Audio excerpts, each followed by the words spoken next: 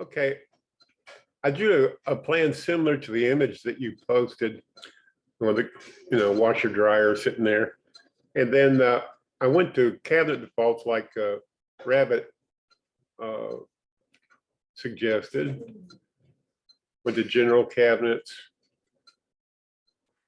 and unchecked. This may be a pain if you're doing a kitchen, but if you're just doing this, well, then you just uncheck create automatic fillers for angled connected cabinets. And then you could place a cabinet here. Of course, I don't know the exact dimensions. I'm just trying to emulate your image.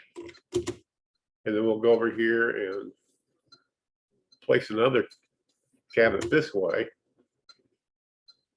Looks like it's about that.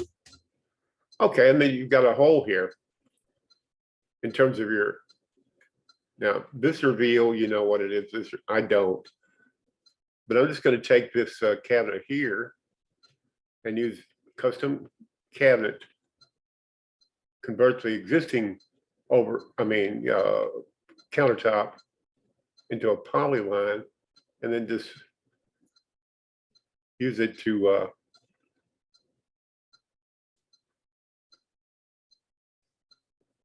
put a break there,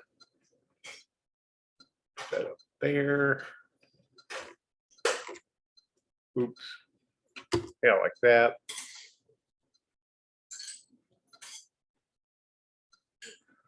When I do these custom countertops, I usually just cover the entire countertop so it looks, I think it looks cleaner in plan view.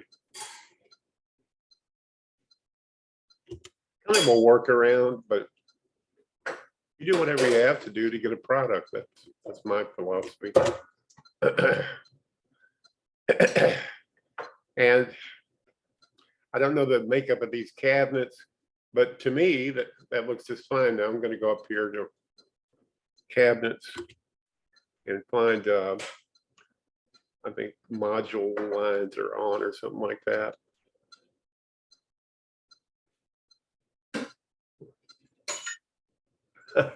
I don't see it. There it is.